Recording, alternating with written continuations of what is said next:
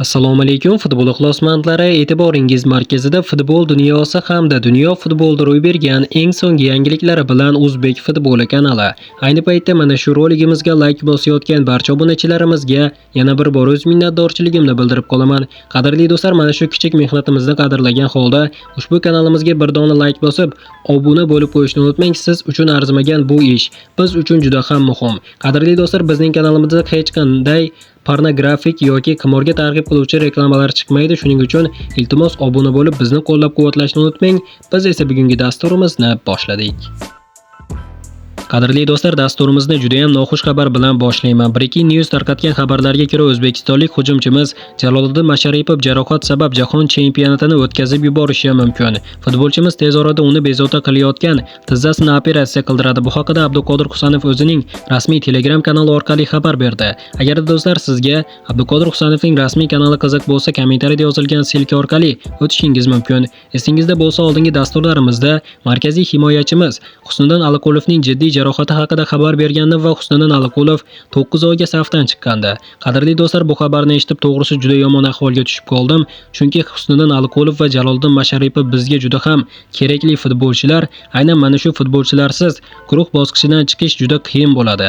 Qadrli do'stlar, aynan siz qanday fikrdasiz? Nima deb o'ylaysiz? Jaloliddin Masharipov va Husniddin Aliqulovlarsiz guruh bosqichidan chiqa olamizmi? Albatta shaxsiy fikrlaringizni izohlarda yozib qoldiring. Barcha fikrlarni o'qib chiqaman.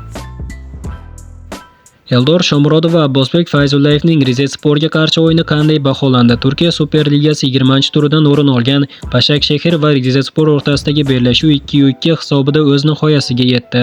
Uchrashuvda hamyurtimiz Eldor Shomurodov gol urdi va Abbosbek Fayzullayev esa maydonda 63 daqiqa harakat qildi.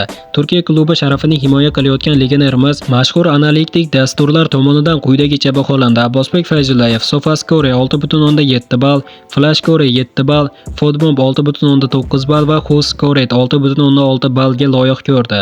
Eldor Shomurodov esa SofaScore 7.3 ball, FlashScore 7 ball, Fotmob 7.5 ball va WhoScored 6.9 ball qo'ydi. Qadrli do'stlar, albatta nima bo'lganda ham hamyurtimiz Abbosbek Fayzullayev va Eldor Shomurodovga omad tilab qolamiz.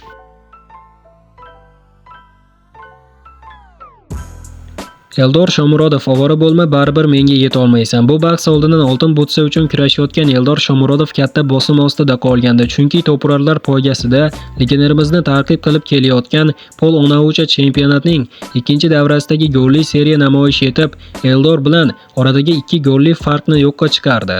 20-turda Onaucha Antalyasportga qarshi bahsda 2 marotaba penalti tepdi va ularning bittasini golga aylantirdi. Shu tariqa nigeriyalik favorit umumiy gollari sonini 13 taga yetkazib Eldorga yetib oldi va tobora bosimni oshirib borishga harakat qilyapti. Shomurodov ham har bir uchrashuvda raqib darvozasini ishg'ol qilib gollar sonini oshirib borishga urinyapti.